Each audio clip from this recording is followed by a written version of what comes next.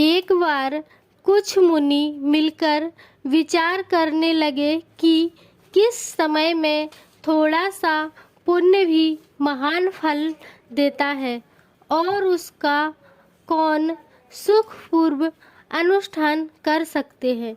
वे जब कोई निर्णय नहीं कर सके तब निर्णय के लिए मुनि व्यास के पास पहुँचे। व्यास जी उस समय गंगा जी में स्नान कर रहे थे।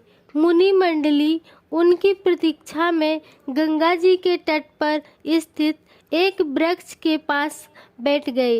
वृक्ष के पास बैठे मुनियों ने देखा कि व्यास जी गंगा में डुबकी लगाकर जल से ऊपर उठे और शूद्रहा साधुहा कलिहा साधुहा बोलकर पुनः डुबकी लगाई। पुनः जल से ऊपर उठकर युसितः साधु धन्यास्ताभयो धन्यारोसितः कहा कहकर पुनः डुबकी लगाई। मुनिगण इसे सुनकर संदेह में पड़ गए। व्यास जी द्वारा कहे गए मंत्र नदी स्नान काल में पढ़े जाने वाले मंत्रों में से नहीं थे। वो जो कह रहे थे उसका अर्थ है कलयुग प्रशंसनीय है, शूद्र साधु है, स्त्रियां श्रेष्ठ हैं, वे ही धन्य हैं, उनसे अधिक धन्य और कौन हो सकता है। मुनिगण संदेह समाधान हेतु आए थे, परंतु यह सुनकर वे पहले से भी विकट संदेह में पड़ गए और जिज्ञासा से एक दूसरे को देखने लगे।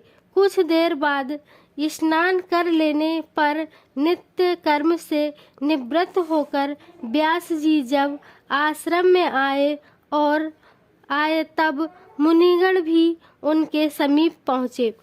वे सब जब यथा योग अभिवाद आदि के अंतर आसनों पर बैठ गए तब व्यास जी ने उनसे आगमन का उद्देश्य पूछा।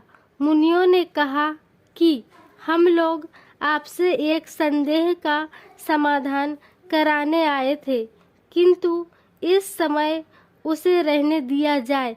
केवल हमें संभव हो तो यह बतलाया जाए कि आपने स्नान करते समय कई बार कहा था कि कलयुग प्रशंसनीय है, शूद्र साधु है, स्त्रियां श्रेष्ठ हैं, वे ही धन्य हैं, सो बात क्या है?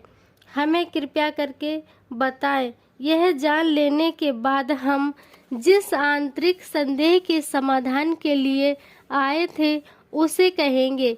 व्यास जी उनकी बातें सुनकर बोले कि मैंने कलयुग शूद्र और स्त्रियों को जो बार बार साधु श्रेष्ठ कहा आप लोग सुने।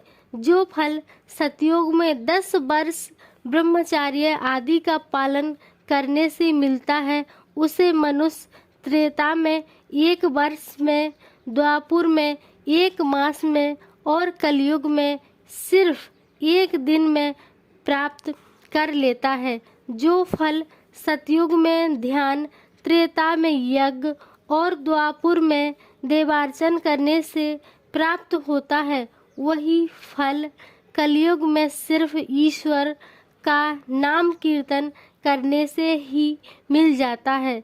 कलयुग में थोड़े से परिश्रम से ही लोगों को महान धर्म की प्राप्ति हो जाती है। इन कारणों से मैंने कलयुग को श्रेष्ठ कहा है। तभी तो तुलसीदास जी ने लिखा है, कलयुग केवल नाम आधारा, सुमर सुमर नर उतरहि पारा। अर्थात कलयुग में केवल भगवान के नाम का जाप करने से ही उनकी जीवन नैया भव से पार हो जाएगी। कलयुग केवल हरि गुण गाहा, गावत नर पावहि भव थाहा।